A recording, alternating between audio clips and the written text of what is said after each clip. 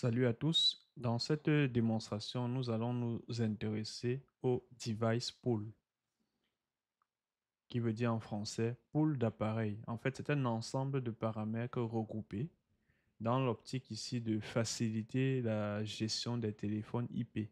Donc, lorsqu'on va devoir attribuer un device pool à un téléphone IP, il va hériter automatiquement de tous les paramètres figurant dans ce device pool. L'objectif étant ici d'éviter de reconfigurer manuellement chaque téléphone. On prépare donc un ensemble de paramètres selon donc l'emplacement ou la fonction, puis on va devoir les appliquer donc automatiquement. Qu'est-ce qu'on aura dans un device pool? On va avoir le groupe de gestionnaire de serveurs de téléphonie, donc le groupe de call manager. On va aussi avoir le groupe de date et d'heure. On va avoir également les régions. On va avoir le groupe de ressources multimédia. On va avoir les emplacements, etc., etc. Donc, nous allons nous intéresser à ces éléments de base que j'ai tantôt énumérés et nous allons explorer de façon plus précise à quoi renvoie chacun de ces éléments. Donc, je vais commencer déjà par me loguer pour accéder à ces différents paramètres. Rendu à ce stade, donc, je vais commencer déjà par la configuration du groupe de gestionnaire de serveurs de téléphonie. Donc, lorsqu'on parle du groupe de call manager, donc la configuration du call manager group, en fait, ça permet simplement de définir l'ordre de priorité des serveurs de téléphonie, des serveurs Cisco Unified Communication Manager, qu'un périphérique va devoir utiliser pour s'enregistrer et établir les appels. Donc, l'objectif ici, c'est quoi? C'est que si un serveur est indisponible, parce que quand on parle de groupe de serveurs de téléphonie, ça veut dire qu'on aura par exemple 3, 4, 5, 6, 7, etc. On aura X nombre de serveurs qui seront regroupés pour assurer la disponibilité de services de téléphonie. Ainsi, si un serveur est indisponible, c'est le second qui va assurer le relais. Donc, on aura donc la haute disponibilité et la continuité de service, même en cas de défaillance d'un serveur de téléphonie. Donc, ici, pour réaliser une telle configuration, on va ici dans le menu Système et je vois ici Cisco Unified CM Group. Je vais sélectionner cela. Je clique sur Find. Pour le moment, nous avons une valeur par défaut ici. Donc, dans l'optique aussi de le faire de manière aussi plus pratique, on va renommer cette valeur-ci default. Admettons par exemple que nous nous situons sur le site de Montréal. Donc, je vais écrire ici Montréal, Montréal underscore HQ. Donc, pour faire référence au site, au siège central, headquarter de Montréal. Donc, nous avons ici notre unique serveur call manager qui est là, qui a déjà été sélectionné. Si vous voyez, quelquefois vous pouvez la voir ici. Ce que vous allez simplement faire, c'est de le rabattre dans la sélection ici et appliquer. Donc, nous n'avons qu'un seul serveur. Si on avait plusieurs, on allait les rabattre tous ici. Et l'application de la priorité dépendra donc de la position qu'occupe chaque serveur. Le serveur 1 ici étant prioritaire, ensuite le 2, le 3, le 4, ainsi de suite pour gérer donc les requêtes des utilisateurs. Et en cas de défaillance, par exemple, du premier serveur ici, c'est le second qui est situé là, par exemple, qui va assurer la continuité de service. Donc, qu'est-ce que je fais donc par la suite? Je vais simplement sauvegarder. On nous dit 12 devices need to be reset for these changes to take effect. Donc, si on a des téléphones qui sont inscrits dans notre call manager, ils vont devoir être redémarrés, réinitialisés pour que ces changements puissent prendre effet. Donc, je vais valider par OK. Donc, j'ai déjà mon groupe. Je peux venir dans la liste ici et je vois que je n'ai qu'une seule liste. Donc, je vais me contenter de ce site. Si on avait, par exemple, un autre site et qui a aussi des call managers, on aura la capacité de pouvoir créer un autre groupe de call managers pour ce site-là. Donc, pour le moment, nous n'avons qu'un seul. Donc, on va se contenter de cela. Donc, Voilà pour ce qui est du groupe de Call Manager. Nous allons aussi nous intéresser à un autre élément ici qui s'appelle le NTP. Dans le NTP, on va spécifiquement s'intéresser au Phone NTP Reference. Ici, c'est dans le menu Système. On peut voir ici Phone NTP Reference. Le NTP ici va permettre simplement au téléphone IP d'obtenir les bons paramètres d'horloge. Donc, je vais sélectionner Phone NTP Reference. Je clique sur Find. Pour le moment, nous n'avons pas. Donc, bien que lors de l'installation de notre serveur de téléphonie, on avait défini un NTP. Ici, là, il n'est pas automatiquement repris. Donc, il va falloir l'ajouter manuellement. Donc, nous, on a choisi, dans notre cas, une IP publique comme serveur NTP. Donc, je vais venir ici faire Add New et je renseigne l'adresse IP publique. Je vais, par exemple, 132. Voilà, voilà le système qui me propose, même comme je l'avais déjà renseigné précédemment. 132.163.96.3. Donc, c'est un serveur, c'est une IP publique. Vous pouvez aller sur Internet, vous renseigner dans le moteur de recherche, adresse IP des serveurs NTP publics. Vous allez avoir toute une liste. Donc, c'est celle-ci que j'ai choisie. Maintenant, ici, dans le mode, nous avons différents modes ici. Le premier mode, c'est Unicast. Unicast, c'est la communication entre le client et le serveur. Donc, le client NTP, qui sont les téléphones IP, vont devoir envoyer une requête NTP directement à l'adresse qui est la 132.163.96.3. Et donc, c'est cette adresse de notre serveur NTP.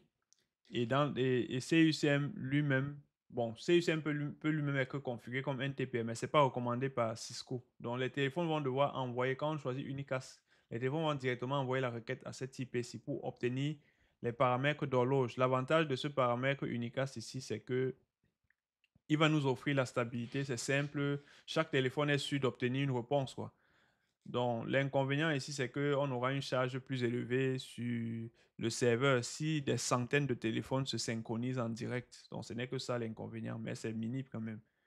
Tandis que le multicast ici, le serveur NTP désigné, dont la 132.163.96.3, va simplement diffuser un flux multicast qui va contenir l'heure à tout un VLAN, donc tous les VLAN, tout un VLAN qui contiendra les différents téléphones IP. Donc, ici, on a quoi comme avantage? L'économie de ressources et surtout que, bon, quand on a des centaines de téléphones qui sont dans le même VLAN, donc ça va permettre d'économiser les ressources. Donc, l'inconvénient, c'est que ce modèle-ci n'est pas routable facilement. Donc, ça va dépendre simplement du support multicast du réseau. On a aussi un autre mode ici qui est Anycast. Après multicast, on a Anycast. Anycast ici, CUCM, notre serveur de téléphonie peut être configuré comme serveur NTP en Anycast. Donc, cette adresse IP va correspondre simplement à... Bon, nous, on va choisir toujours... Si on prend Anycast, on va toujours idéalement choisir une IP publique. Hein, et là, lorsque CUCM va envoyer donc une requête, le réseau va choisir automatiquement le serveur le plus proche. Par exemple, lorsque je mets cette adresse-ci, cette adresse-ci va correspondre à plusieurs serveurs publics, plusieurs serveurs disponibles sur Internet qui vont pointer sur cette adresse. Ça veut dire que lorsque CSM va envoyer donc la requête des téléphones pour l'obtention des paramètres d'horloge, cette requête-là va être transmise à cette IP qui pointe. Donc, c'est le serveur le plus proche qui va répondre à cette requête. Donc, l'heure sera toujours convenable. Donc, quel est l'avantage ici? C'est qu'on aura dans le mode Anycast ici, on aura la haute disponibilité, la rapidité, étant donné que cela va permettre de pouvoir accéder rapidement au serveur le plus proche. Donc, l'inconvénient, c'est qu'on a une dépendance au serveur NTP public qui n'est pas interne. Donc, c'est pareil avec les autres modes qu'on a choisis ici. Si on a pris le NTP public. Le dernier mode, c'est le broadcast. Le broadcast, comme on peut le comprendre déjà, c'est simplement ici la diffusion. On aura ici une diffusion des paquets à un ensemble de sous-réseaux. Donc, tous les sous-réseaux Donc, disons que ici, comment ça va se passer? Le serveur le serveur NTP qu'on aura choisi, par exemple 132.163.96.3, va simplement envoyer une mise à jour de l'heure en utilisant l'adresse de broadcast de notre réseau ici, à savoir 192.168.125.255. Et donc, en se servant donc de cette adresse, tous les différents téléphones IP vont devoir recevoir ce message-là simultanément. Donc, c'est un choix qui est peu recommandé parce que c'est très bruyant. Ça va diffuser, générer beaucoup de trafic inutile. Donc, ce n'est pas recommandé dans un environnement sécurisé. Donc, c'est ce que nous, on va choisir ici, le choix le plus judicieux. Donc, nous, on va choisir ici Unicast et je sélectionne Save pour enregistrer donc ma configuration. Donc, j'ai déjà défini mon NTP. C'est ce type-là qui va donc fournir les paramètres d'horloge au téléphone IP. Maintenant, on va s'intéresser à un autre paramètre ici qui est le Datetime Group. Le Datetime Group ici va simplement nous permettre de définir en quelque sorte le le format de date sur notre serveur de téléphonie. C'est ce format-là qui sera transmis aux différents téléphones IP. Donc, je viens ici sur Système et je m'intéresse ici à Datetime Group. Je clique sur Find. Pour le moment, nous avons ici un élément qui est par défaut CM local. Donc, je vais sélectionner cet élément-là et je vais me contenter de renommer. Donc, je mets ici, par exemple, Montréal. Je vais l'appeler Montréal. Et à Montréal, étant donné qu'on n'a pas le fuseau horaire de Montréal ici, je vais simplement venir changer pour mettre un fuseau horaire, celui de Toronto, qui est le même que celui de Montréal. Parce que là, on peut voir ici qu'on n'a pas Montréal. Donc, Toronto, nous l'avons, c'est G-5, GMT-5. Voilà, Toronto ici. Pour Montréal, par exemple, je vais choisir le tiret comme séparateur et le format jour, mois, année. C'est ça ici, MDY. Je vais choisir par exemple le time format de 12 heures.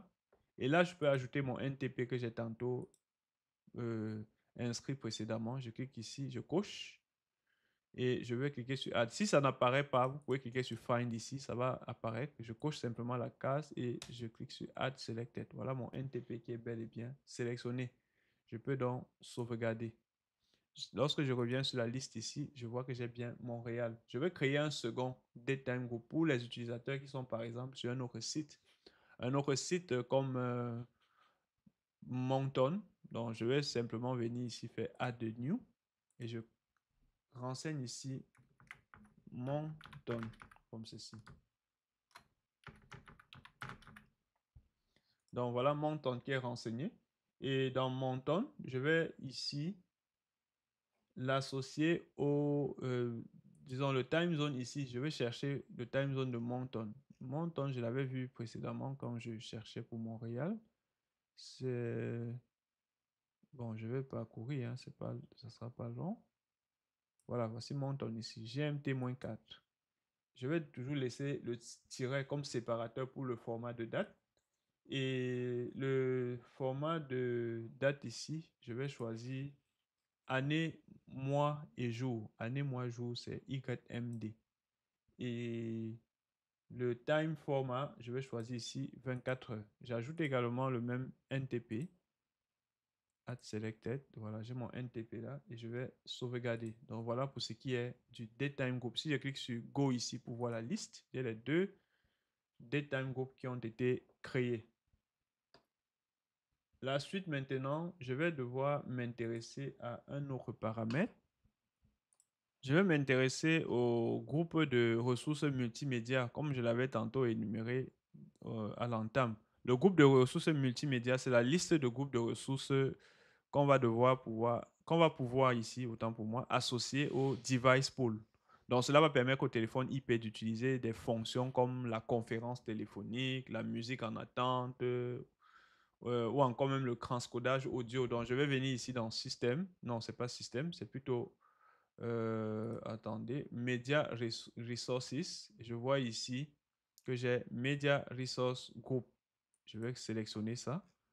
Donc, rendu à cette étape, je vais cliquer ici sur Find. Pour le moment, nous n'avons aucun aucune liste de médias resource group. Je vais simplement cliquer sur Add. Je vais appeler le premier là, Montréal. Et là, vous voyez ici, j'ai un ensemble de médias, de ressources médias qui sont disponibles. Nous allons explorer média par média pour savoir à quoi ça renvoie. Le premier média que nous avons ici, c'est ANN_2. Announcement Enunciator. C'est simplement ici, ce média-ci va simplement pouvoir nous permettre de... En fait, c'est un service qui va permettre de jouer des messages vocaux automatiquement aux utilisateurs. Vous voyez, par exemple, quand vous initiez un appel, vous allez entendre très souvent, votre appel va être transféré vers la messagerie vocale. Ce numéro n'est pas disponible pour l'instant. Veuillez rappeler ultérieurement. Donc, sont ces différents types de messages vocaux qui seront joués par ce média ANN. Ensuite, on a le CFB. Le CFB pour Conference Bridge. C'est simplement ici un média qui va permettre à deux ou plusieurs participants de pouvoir communiquer dans un même appel. Donc, un appel qui a été initié peut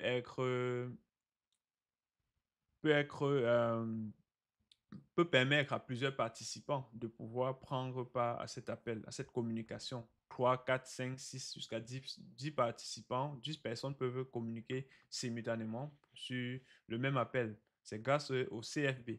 Nous avons ensuite IVR pour Interactive Voice Response. Donc, c'est un serveur vocal interactif. Ça va permettre simplement de dialoguer avec l'utilisateur par la voix ou par les touches du téléphone.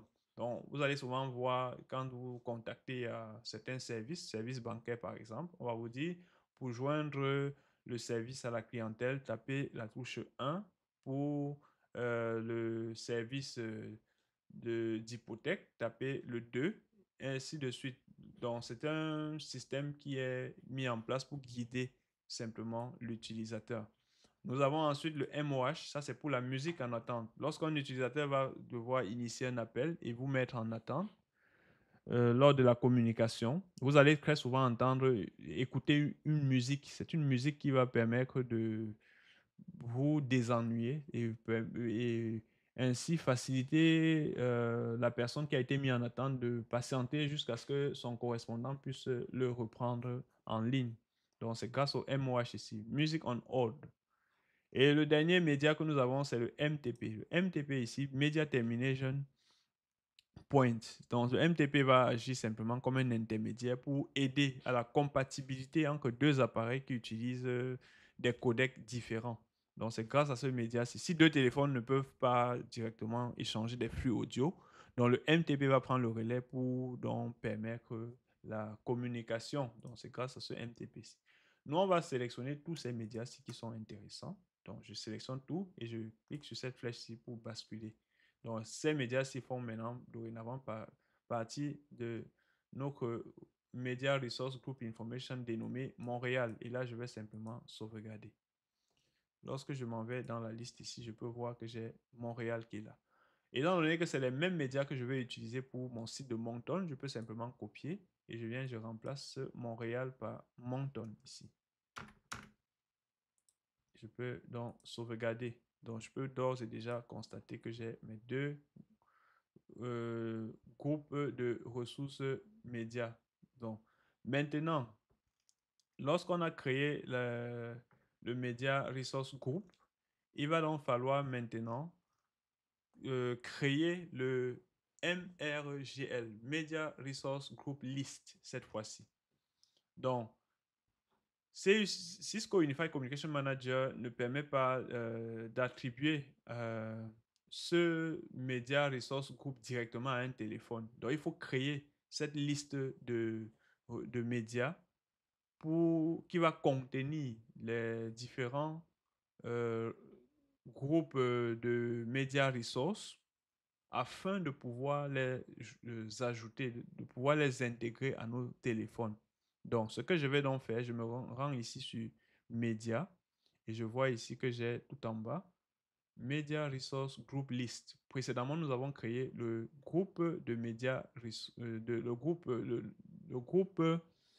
nous avons créé le Media Resource Group, donc le groupe de médias pour le site de Montréal et de Moncton. L'objectif pour nous maintenant, c'est de pouvoir créer cette liste-là qui va intégrer chacun des groupes de médias. Donc, je vais cliquer sur Media Resource Group List. Je clique sur Find ici. Je vois que je n'ai aucune liste créée. Donc, je vais cliquer sur Add the New. Je vois que j'ai déjà les deux Media Resource Group qui sont disponibles ici. Donc, je vais donner un nom, Montréal. Et je sélectionne le groupe de médias correspondant au site de Montréal. Je le bascule ici. Je vais cliquer sur Save. Et qu'est-ce que je fais maintenant? Je vais copier ceci puisque je vais simplement changer pour Moncton. Ou je peux même faire Add New, simplement. Donc, il n'y a pas d'obligation à copier toujours. Moncton. Bon, ou bien c'est très simple. Je reviens dans la liste. Voilà pour Montréal que j'ai créé. J'ajoute un nouveau. Cette fois-ci, c'est pour Moncton. Donc, je sélectionne Moncton que j'associe à cette liste de Media Resource Group. Et là, je vais sauvegarder. À partir de là, je peux voir que j'ai les deux listes présentes ici pour Moncton, qui a le groupe de médias Moncton. Si je m'en vais aussi sur Montréal, je vois que Montréal a également le Media Resource Group de Montréal qui est associé. Donc, dorénavant, je pourrais intégrer cela au Device Pool. Autre élément que nous allons également devoir gérer, cette fois-ci, nous allons parler des emplacements. En anglais, on va parler très souvent de location. Donc, à quoi est-ce que ça va nous servir? Les emplacements ici vont permettre simplement de pouvoir définir la limite de bande passante qui sera utilisée pour les appels audio et les appels vidéo entre différents sites. Donc, si on a par exemple le site de Moncton et de Montréal, entre ces deux sites-là, si on a l'intention de gérer rationnellement la bande passante, il va falloir donc le faire au niveau des emplacements. Donc, on va venir ici sur Système. Je vois ici que j'ai Location Info. Je sélectionne Location. Je clique sur Find. Donc, nous avons quelques valeurs de base ici qui ont été déjà, qui existent déjà par défaut sur le système. Donc, nous n'allons pas faire de modifications sur ces éléments-là. Nous allons créer les nôtres. Donc, je vais cliquer sur Add New. Je crée le premier emplacement que je vais appeler Montréal. Donc, Montréal, je vais donc sauvegarder. Ensuite, je crée le second que je vais appeler ici Moncton. Là, je sauvegarde également. Donc, j'ai donc les deux emplacements pour Montréal et pour Moncton. Si je viens ici sur Go, je peux voir mes deux emplacements là. Si j'ai l'intention, par exemple, de définir la limite de bande passante entre Moncton et Montréal, je peux donc simplement venir, non, je peux venir ici sur Add. Vous voyez, j'ai Montréal là. Je peux simplement définir par défaut, la bande passante audio est illimitée. La vidéo, et pour les appels vidéo, c'est 384 kilobits par seconde. Pour la vidéo dédiée aux conférences, donc nous avons ici 384 également. Donc, je peux, dépendamment de ce que j'ai dans mon architecture, procéder à une limitation de ces valeurs par défaut. On va s'intéresser à un autre élément également important. Cette fois-ci, c'est le paramètre region. Donc, il va traiter ici des différents codecs que nous allons associer à nos différents sites. La région dans Cisco Unified Communication Manager, c'est un paramètre utilisé pour contrôler la bande passante audio et vidéo entre les groupes de téléphones IP. En fait, les régions ici, comparativement, parce qu'il ne faut pas faire une nuance, il ne faut pas faire une confusion avec les emplacements que nous avons créés précédemment. La région va simplement définir ici quel codec on va utiliser entre les différents terminaux, entre les différents téléphones IP.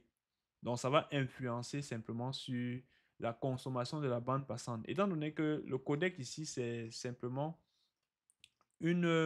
c'est la contraction déjà de codeur-décodeur ou encore compresseur-décompresseur. Donc, c'est un algorithme qui va compresser la voix analogique, la voix humaine, en données numériques pour la transmission sur un réseau IP. Et après compression, ce même algorithme va procéder à la décompression des données numériques, puisque la voix humaine a été transformée a été compressé en données numériques et ces données numériques vont donc être décompressées de l'autre bout pour pouvoir restituer la voix de manière audible par le correspondant. Donc, qu'est-ce qu'il va falloir faire? Lorsqu'on définit dans le codec, c'est pour déterminer la qualité de la voix, la quantité de bandes passantes qu'on va utiliser et aussi la compatibilité entre les différents systèmes. Nous allons donc pour ce faire nous rendre ici dans Système et je vois ici Region Information. Je sélectionne ici Region et là pour le moment nous avons un élément ici de base. Je peux donc choisir de l'éditer. Je vais l'appeler Montréal à la place de default. Donc, je l'appelle comme ceci Montréal. Je vais sauvegarder. OK. Ensuite, je vais créer un second. Je l'appelle Monton. Donc, comme j'avais déjà renseigné ces informations-là, le système me propose tous ces éléments-là.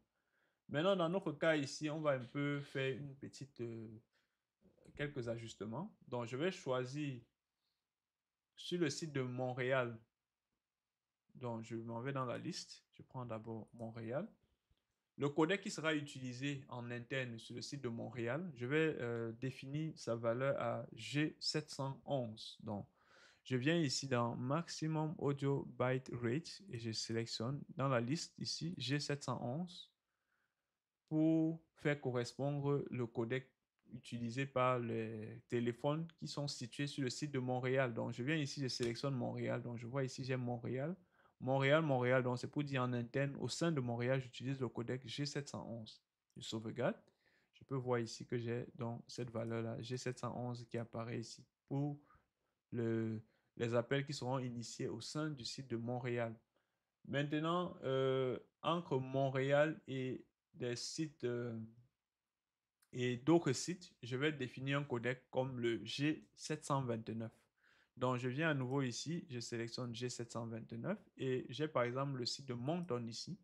Donc, entre Montréal et Moncton, je vais donc définir le codec G729. Je sauvegarde. Je peux voir que j'ai donc ces deux valeurs ici. Moncton, c'est G729 avec Montréal. Montréal, c'est G711. Là, j'ai déjà sauvegardé. Donc, je peux aller dans la liste. Je fais pareil. Si je m'en vais sur Moncton cette fois-ci, je peux voir, comme j'avais déjà défini entre Moncton et Montréal, le codec de G729. Je vais maintenant définir aussi le codec utilisé dans le site de Moncton à G711 également. G711, c'est ça. Je choisis Moncton et là, je vais simplement sauvegarder. Donc, pour voir un peu la bande passante qui est définie par ces différentes valeurs du codec, je peux me rendre ici dans Système et je m'en vais dans Enterprise Parameters. Je vais l'ouvrir dans un autre onglet. Donc, je fais seulement un clic sur la molette de ma souris. Je clique là, ça me bascule sur un autre onglet. Dans cette rubrique ici, j'avais des valeurs de bande passante par défaut. Non, c'est pas ici. C'est dans Enterprise Parameters. Donc, je vais aller dans Enterprise Parameters. Voilà. Ici, je suis censé avoir la valeur de la bande passante. Attendez, je remonte un tout petit peu. On l'avait modifié lorsqu'on configurait les paramètres d'entreprise. Ah non, c'est pas ici. Oui, je me rappelle maintenant. C'est plutôt dans Service Parameters où j'ai. Donc, je vais sélectionner là. Et c'est Call Manager. C'est juste pour voir les valeurs des différents codecs là. Donc, je vais faire. Bon, pour ne pas défiler dans toute la liste ici, c'était CTRL F. Je choisis Inter Region. Donc, lorsque je m'en vais dans Inter Region ici, j'ai Inter Region. Attendez, Inter Region. Non, c'est avec deux R. C'est pour cette raison que j'ai. Voilà, c'est ici. Je vois Default Interregion Maximum Audio Byte Rate. Donc, on peut voir ces valeurs-là, puisque dans la fenêtre-ci, quand je sélectionne ici les différents codecs, je n'ai pas la bande passante qui est inscrits tout à côté. Je peux voir donc que le G711, c'est pareil que le G722. On a la valeur de bande passante qui est associée. On a le G729 qui nous donne 8 kilobits par seconde. Le G723, pareil. Donc, vous avez toutes ces valeurs-là ici que vous pouvez voir de manière plus explicite. Donc là, je vais sauvegarder. J'ai déjà donc configuré mes deux paramètres de région. Qu'est-ce qu'il va falloir faire par la suite? J'ai déjà la région qui a été définie. Donc, je vais maintenant donc simplement devoir créer mon device pool une fois que j'ai terminé avec ces paramètres de base. Je viens donc ici parce que c'est dans le device pool qui va permettre d'intégrer tous ces paramètres-là. Le groupe on a vu ici qu'il y avait le datetime group, on a créé le datetime group, on a créé également le Cisco Unified CM Group, on a créé la région, l'emplacement et le Media Resource Group. Donc, je vais venir ici sur Système et je m'en vais dans Device Pool. Pour le moment, j'ai une valeur par défaut qui est déjà liée au Cisco Unified CM Group de Montréal, la région de Montréal, le Datetime Group de Montréal. Donc, je vais renommer ceci, je l'appelle simplement Montréal. Et là, bon, on n'a pas créé de calling search space. Ça, on le verra dans les prochaines démonstrations. Location, donc je vais associer ici Montréal. Media Resource Group List, c'est Montréal également. Donc, voilà les principaux médias que je peux associer à cela. Donc, qu'est-ce qu'on peut aussi ajuster comme information? Voilà, là, voilà tout ce qu'on a eu à faire. Media Resource Group, Region, Data Group, le Cisco Unified Communication Manager Groups. Donc, ce sont ces éléments-là que nous avions configurés. Je sauvegarde. Là, maintenant, je vais créer pour Moncton cette fois-ci. Moncton. Et là, je vais associer toujours sur le site de Montréal, puisque là, c'est le siège. À Moncton, nous n'avons pas, dans notre cas ici, un call manager. Donc, tous les téléphones vont devoir s'enregistrer au siège central, bien qu'étant sur le site de Moncton. Mais ils auront leurs paramètres de date propres au site de Moncton. C'est pour cette raison qu'on a créé le Datetime Group de Moncton. Je vais l'associer ici. La région pour Moncton, ça c'est pour le codec qu'on va définir lorsque les appels vont s'effectuer, par exemple, en interne au sein du site de Moncton ou alors entre différents sites. Media Resource Group, j'associe également Moncton. Location, Moncton. Donc voilà donc mon device pool que je viens de créer aussi ici. Je vais sauvegarder. Si je m'en vais dans la liste, je peux voir les deux device pools qui ont donc été créés. Donc, sur le site de Moncton, par exemple, je peux venir ici. On a un paramètre là, SRST Reference. Là, j'ai associé la default gateway. On le verra dans les prochaines démos à quoi ça renvoie. Je sauvegarde. Ce qui va donc rester, ce qui va nous rester à faire là maintenant, c'est de pouvoir procéder à l'enregistrement manuel des téléphones et pour donc procéder à l'intégration de ces différents paramètres. Donc, on va le voir donc dans une prochaine démonstration. Comment procéder à l'enregistrement manuel des téléphones et intégrer donc ces différents device pools que nous avons créés sur nos téléphones IP. Donc, à très bientôt pour cette démonstration.